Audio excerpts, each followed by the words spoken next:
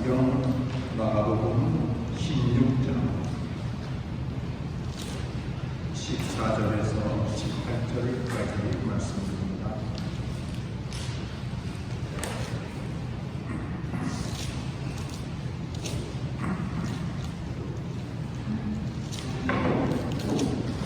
이 말씀을 교독하면서 공부하겠습니다. 마가복음 16장 14절에서 18절 말씀.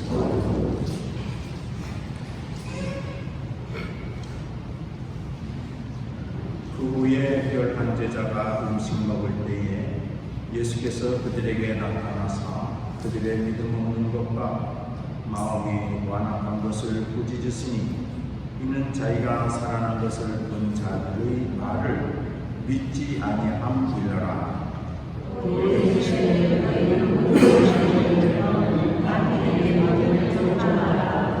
믿고 세례를 받는 사람은 구원을 얻을 것이요 믿지 않는 사람은 정죄를 받으리라.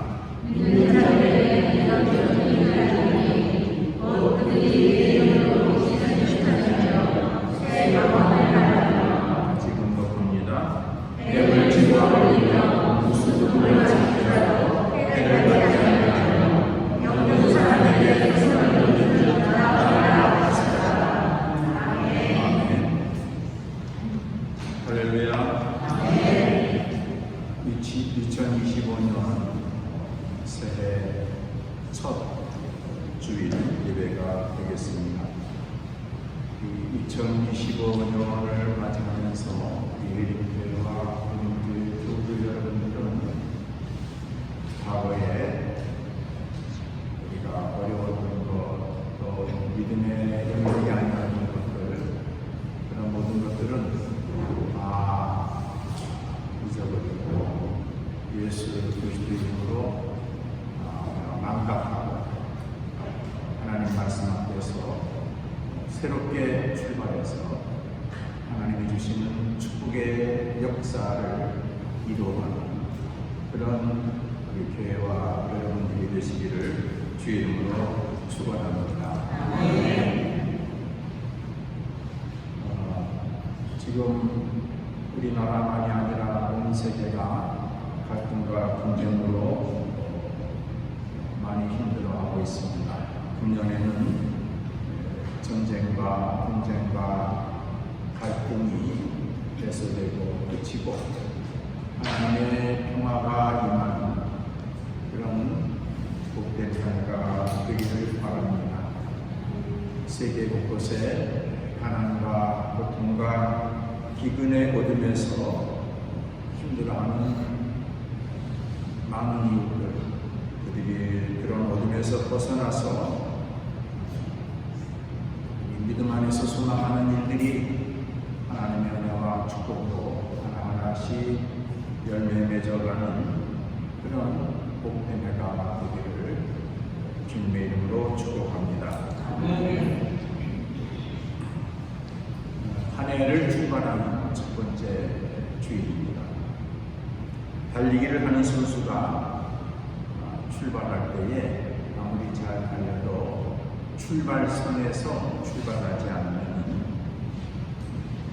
그가 아무리 빨리 달려 처음에 들어가도 인정을 받지를 못할 것입니다. 하나님의 세계도 마찬가지입니다. 이 교회와 성도도 어디서 출발하느냐가 중요합니다.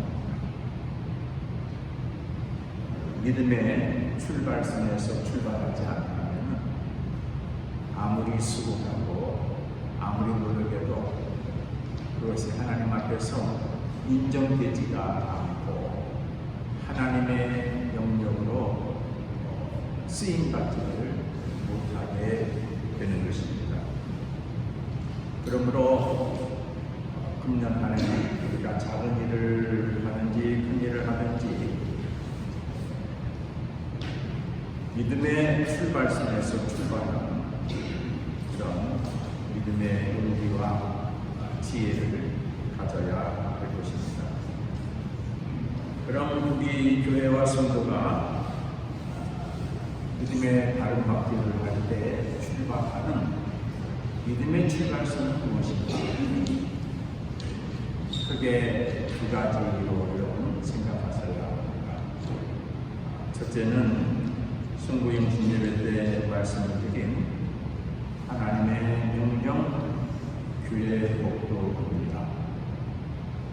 또 하나는 오늘 말씀으로 증거할 예수 그리스도께서 우리에게 맡기신 사명입니다. 이것을 깨닫게 하시고 생각나게 도우시는 분이 성령님이십니다. 그러므로 여러분들이 시간 순간 성령님의 도움을 구하며 성령께서 역사해 주셔서 내가 출발하는 자리가 하나님의 복도와 규례와 명령인지 예수님께서 맡겨주신 사명인지를 깨닫게 해 주실 것입니다. 성부영신 예배 때 증거한 하나님의 명령과 규례와 법도 시간 좀 가려해 보겠습니다. 신명기 4장 1절에서 9절의 본문을 정했습니다만 6절에서부터 9절에 있는 말씀은 여러분들이 다 아는 쉐마, 이스라엘아 들으라, 쉐마라고 하는 것입니다. 유대인들은 어릴 때부터 이 쉐마를 가정으로부터 교육을 받아 실천해서 지금 유대인들은 세계를 선도하는 민족으로 서 있습니다. 쉐마를 저는 7가지 명령과 규례와 법도로 정리를 했습니다. 첫 번째는 오직 하나님만 섬겨라. 하나님의 명령입니다. 하나님 여호와는 오직 유일한 여호와이시니 그분만 섬겨라. 우상을 섬기지 마라. 그분의 말씀에 묵으라. 판단 기준은 하나님 말씀이어야 합니다. 하나님의 말씀이 곧 하나님이시다 하는 신앙을 고백하게 하는 것입니다. 두 번째 명령은 너희는 마음과 뜻과 힘을 다해서 하나님 여호와를 사랑하라 했습니다.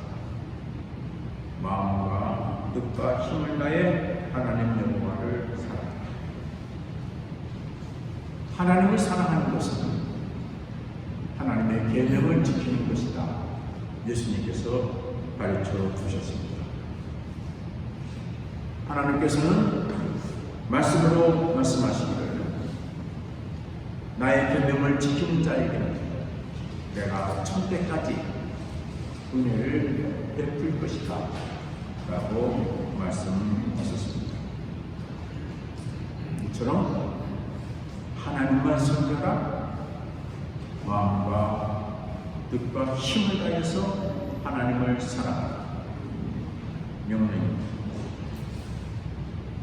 그 다음에는 이제 구체적인 삶의 규례를 말씀하고 있습니다.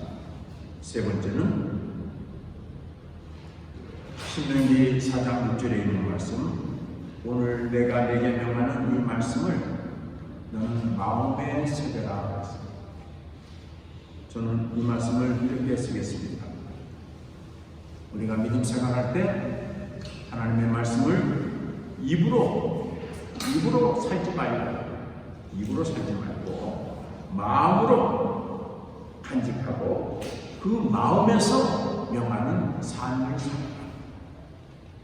여러분, 우리가 형제를 사랑할 때에 입으로만 사랑하는 사람이 있습니다. 내가 당신을 사랑합니다. 내가 당신을 위해서 기도합니다. 당신이 참 좋습니다. 그런데 마음으로는 속으로 웃기네, 짓가지게. 입술하고 마음이 다른 사람이 있습니다. 마음으로는 딴 생각을 하고 입으로는 사랑을 말합니다. 거짓 사랑을 말하는 경우들이 많이 있습니다. 그런데 하나님의 규례는 하나님의 말씀을 너의 마음에 새기고 마음에서 명하는 대로 행동하라 그랬습니다. 네 번째 규례는 자녀에게 말씀을 강론하라고 했습니다. 실제로 네 자녀에게 부지런히 가르치되 집에 앉았을 때든지 길을 갈 때든지 누웠을 때든지 말씀을 강론하라. 자식에게 말씀을 가르쳐라. 하나님의 말씀을 가르쳐라. 여러분, 우리나라에서 가정교육이 있는 가정은 미래가 있는 가정이죠. 가정교육이 사라진 가정은 희망이 없는 가정이라고 말할 수 있습니다. 우리나라의 큰 과제 중에 하나가 가정교육이 사라지고 학교 교육이 사라졌습니다. 그래서 인간다운 삶에 대해서 배우는 자리가 사라졌습니다. 그래서 지식 중심의 나라가 되어버리고 말았습니다. 우리 나라의 백년대계를 위해서는 이것이 회복되어야 된다고 생각합니다. 저는 이것을 회복할 수 있는 출발점은 교회라고 생각합니다. 교회에서 세대 간의 만남이 있고 어른이 자식을 가르치고 우리 오늘 시험화처럼 우리 믿음에 자라는 세대들에게 말씀을 가르치는 이 수고를 교회가 지켜나가야 할 것입니다. 다섯 번째 규례는 8절에 너는 그것을 내 성에게 매우 기울을 삼아라. 유대인들은 법대로 손목에 하나님의 말씀을 새겨서 이렇게 묶고 다닙니다. 무슨 뜻입니까? 무슨 일을 하든지 말씀대로 행하라 하는 것을 말씀대로 살펴라. 말씀대로 살펴라. 말씀대로 살펴라. 내가 뭘 하든지 말씀대로 살펴라. 그들의 삶의 규례죠. 그리고 여섯 번째는 8절의 후반에는 내 미간에 붙여 말씀으로 표를 삼아라. 뭐예요? 이마에 하나님의 말씀을 붙이고 다니죠. 무슨 뜻입니까? 나는 하나님을 믿는 사람입니다. 나는 하나님의 말씀대로 사는 사람입니다. 선언하고 사는 것이죠. 그리고 아홉 번째는 내 집 문설주와 바깥문에 하나님의 말씀을 기록하라. 우리 집은 하나님을 믿는 사람입니다. 우리 사업장은 하나님을 믿는 사업장입니다. 진실하게 삽니다. 진실하게 장사합니다. 진실하게 사업합니다. 그러면 하나님께서 내 삶의 터가 적과 꿀이 흐르는 터가 되게 해줄 것입니다. 우리가 그 자리에서 삶의 자리에서 장구하게 될 것이다. 약속하셨습니다. 이것이 하나님의 백성이 지켜야 할 믿음의 다른 방식의 출발선이 되어야 합니다. 우리 회림교회는 금년 한 해 이 출발선을 늘 지키게 되기를 바랍니다. 매일매일 무슨 일을 하든 이 출발선에서 이 말씀으로 점검하고 그리고 결정하고 힘을 모으고 뜻을 모아서 우리가 수고를 해야 할 것입니다. 그리고 하나님의 백성이 지켜야 할 또 다른 믿음의 다른 박질의 출발선의 또 다른 하나는 우리의 그리스도이신 예수님께서 맡기신 삶입니다. 우리가 예수님을 믿습니다. 예수님은 나의 그리스도라고 고백합니다. 그러면서 우리는 예수님이 우리에게 맡기신 삶을 잊어버리고 삽니다. 그것을 우선순위에서 후순위로 우리는 늘 생각하고 있습니다. 예수님이 맡기신 사명은 여러분 다 잘 아시는 것입니다. 복음을 전파하라. 정말 우리는 얼마나 복음을 전파했습니까? 내 사랑하는 가족들에게, 내 동료들에게 우리가 복음을 전파합니다. 되돌아가야 되겠습니다. 우리 교회 같이 가십시다. 예수 믿으십시다. 예수 믿고 구원 받으세요. 라고 하는 이야기를 우리는 작년에 얼마나 했는지 우리 스스로 되돌아가야 할 것입니다. 예수님이 맡기신 사명 앞에 우리가 충성하지 않고 우리는 주님의 은혜를 구할 때가 참 많이 있습니다. 2025년을 출발하는 대립교와 교회 여러분들은 이 믿음의 출발선에서 출발하고 매일매일 출발하고 점검할 수 있기를 바랍니다. 하나님의 명령과 규례인 슈마에서 출발합니다. 예수님이 맡기신 사명, 복음을 전파하라 해서 출발하시기를 바랍니다. 우리에게 허락한 삶의 자리에서 복음 전파의 기회를 우리가 노력해서 찾을 수 있기를 바랍니다. 복음을 전파하라. 어떻게 하라는 것인가? 여러분, 그것은 다른 특별한 것이 없습니다. 여러분의 입을 열어서 나는 예수님을 믿습니다. 예수님은 나의 그리스도이십니다. 예수님의 인생을 책임져 주십니다. 하나님이 내 삶을 책임져 주시고 내 삶의 주인이십니다. 당신도 하나님을 믿고 예수님을 믿었습니다. 하는 것입니다. 논리와 특별한 방법이 필요 없습니다. 복음서마다 조금씩 다르게 표현하고 있습니다. 마태는 이렇게 표현했습니다. 예수님이 마지막에 마태복음 28장에서 너희는 모든 민족에게 와서 세례를 베풀라.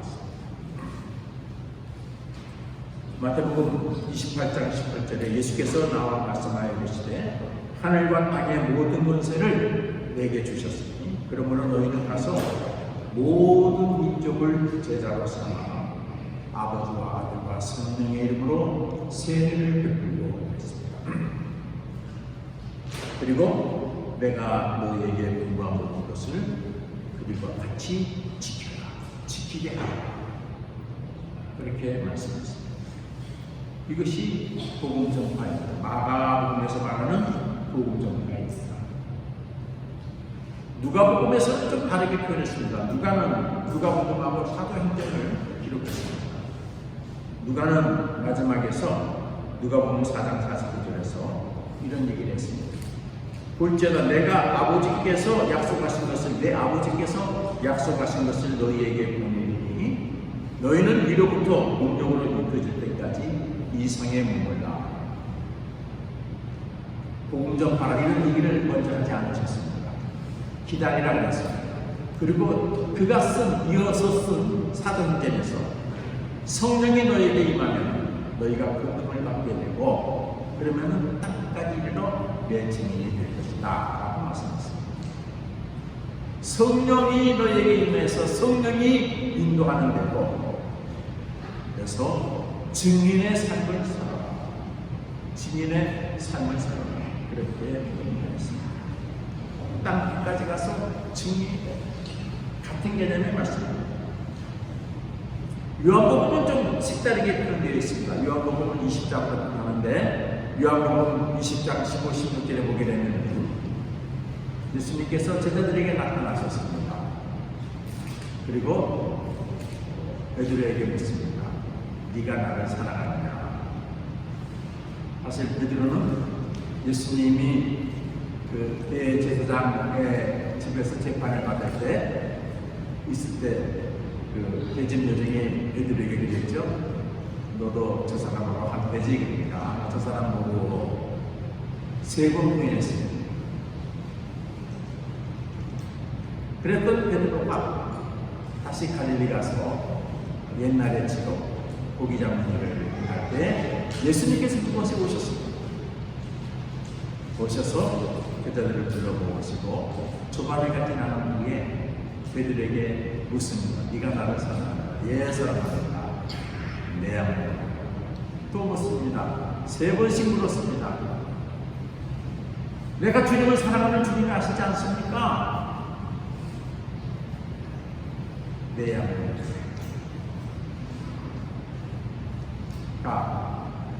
이 요한복음에서는 복음 전파에게는 내양을 먹이라 라는 말씀을 이렇게 표현하고 있습니다.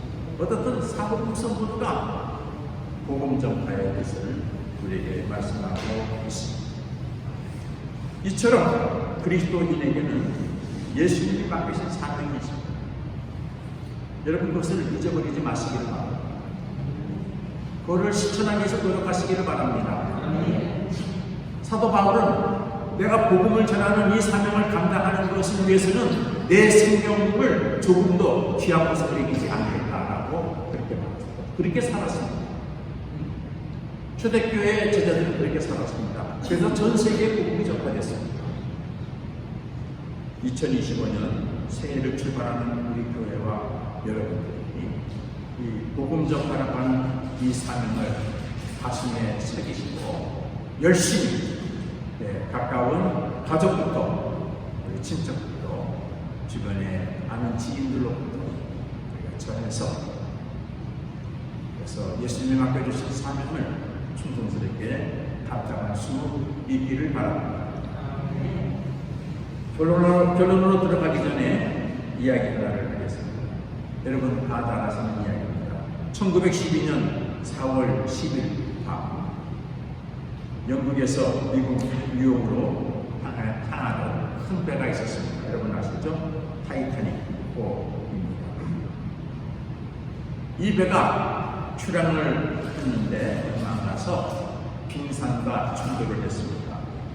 그래서 침몰하는 사건이 발생하게 되죠. 이때 타이타닉 호가 빙산과 충돌해서 침몰해 가면서 긴급 구조 요청을 합니다. 근처에 있는 배를 찾아보니까 캘리포니아 호라고 하는 배가 지나가서 구조 요청을 합니다. 약 10마일, 16km 떨어진 곳에 이 캘리포니아 호가 있었습니다. 아주 가까운 거리죠. 그런데 캘리포니아 호는 응답하지 않았습니다. 구조 신호에 응답하지 않았습니다. 그래서 타이타닉호는 또 엄청 멀리 떨어진 58마일 떨어진 약 6배 떨어진 카파시아호라고 하는 데에게 긴급 구조 요청을 합니다. 이 카파시아호는 즉시 응답하고 전 승용으로 달려와서 구명정에 타고 있던 703명의 생존자들을 구해냅니다. 만약 가까이 있었던 캘리포니아호가 구조하러 왔다면 아마 더 많은 사람을 16km밖에 안 되니까 아마 전부 다 구조했을지도 모릅니다. 근데 나중에 알고 보니까 캘리포니아호가 타이타닉호의 구조 요청을 받았다고 합니다.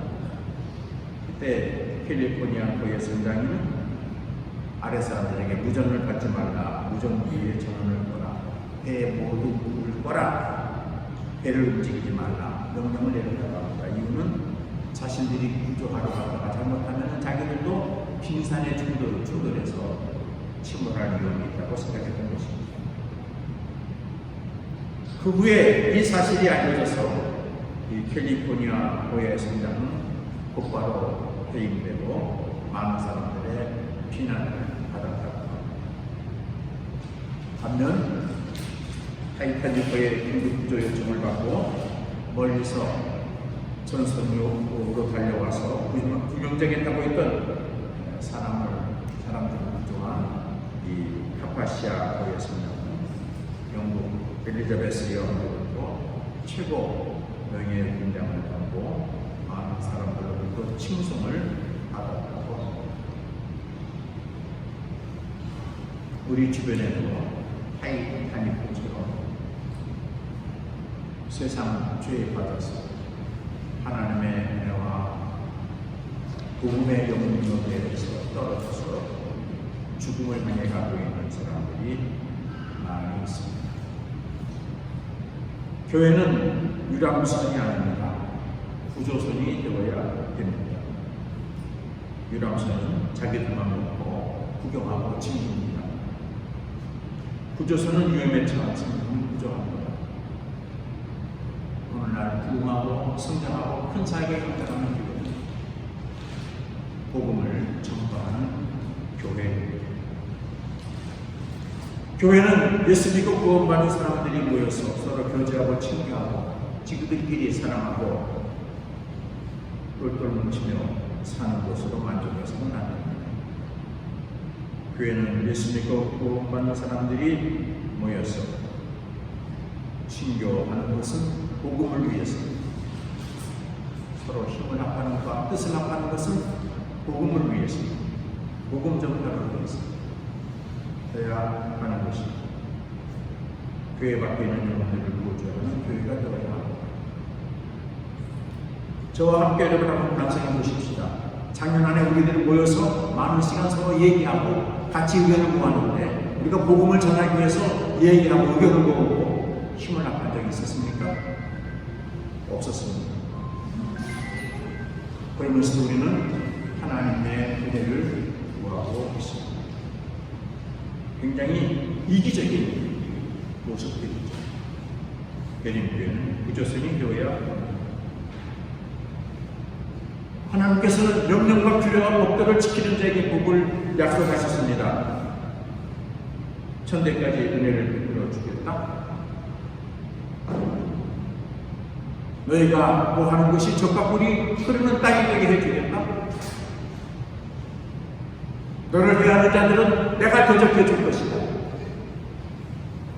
너희들이 들어가고 나가도 나의 복을 받게 될 것이다 라고 약속해 주셨습니다. 우리 쉐마가 신명기 4장에 있는데 신명기 5장에는 구체적인 하나님의 명령과 규례가 더 자세하게 나와 있습니다. 십계명과 그 다음에 거기에 관계되는 법들이 있습니다. 그리고 신명기 6장에는 이 법을 지키면 내가 이렇게 축복할 것이다 라고 하는 말씀과 지키지 않으면 내가 너희를 저주할 것이라는 말씀이 기록이 되어 있습니다.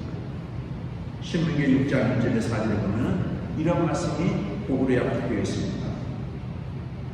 이는 곧 너희의 하나님 여호와께서 너희에게 가르치라고 명하신 명령과 규례와 법도라. 너희가 건너가서 차지한 땅에서 행할 것이니 곧 너와 네 아들과 네 손자들이 평생에 네 하나님 여호와를 경외하며 내가 너희에게 명한 그 모든 규례와 명령을 지키게 하기 위한 것이며 또 네 나라를 장구하게 하기 위한 것이라. 이스라엘아 듣고 삼가 그것을 행하라. 그리하면 내가 복을 받고 내 조상들이 하나님 여호와께서 내게 허락하신 같이 젖과 꿀이 흐르는 땅에서 내가 그게 번성하리라 약속하셨습니다. 예수님께서도 복음을 전파하라 하시면서 하나님의 복음을 전파하는 자에게 하나님의 권능이 따를 것이라고 오늘 본문에서 말씀하셨습니다. 17, 18절에 보면은 믿는 자들에게는 이런 표적이 따르리니 곧 그들이 내 이름으로 귀신을 쫓아내고 새 방언을 말하며 뱀을 쥐고 올리며 무슨 독을 마실지라도 해를 받지 않으며 병든 사람에게 손을 얹은 즉 나으리라. 즉 하나님의 권능이 임할 것이다 하는 말씀입니다. 누가도 성령이 임하면 권능을 받게 될 것이고 땅까지 내 증인이 될 것이다. 바울은 그 말씀을 빗대어서 내게 능력 주시는 자에서 나는 모든 것을 할 수 있다 라고 그렇게 고백했습니다. 마태복음은 하늘과 땅의 권세를 가진 예수님께서 세상 끝날까지 복음을 전파하는 자들과 함께 하시겠다고 약속하셨습니다. 우리에게 복이 약속이 되어 있고 권능이 약속이 되어 있고 여러분 하나님의 목도와 규례에서 출발하는 일, 복음을 전파하는 이 믿음의 고백을 가지고 출발하는 이 일, 마음에 명심하시고 금년 이 말씀을 실천해서 여러분 삶 속에 우리 교회에 하나님의 권능의 역사가 나타나 많은 사람들에게 살아계신 하나님 증거하고 수많은 영혼들을 구원해서 하나님 나라를 확장하는 그런 주인공들이 되기를 주의 이름으로 축원합니다. 기도하겠습니다. 하나님, 2025년 새해를 출발합니다. 금년에는 우리가 무슨 일을 하든지 먼저 하나님의 법도와 명령과 규례 앞에서 출발하게 하시고 예수님 우리에게 맡겨주신 사명, 복음을 전파하는 말씀 앞에서 출발할 수 있도록 은혜를 내려 주옵소서. 예수님 이름으로 기도합니다.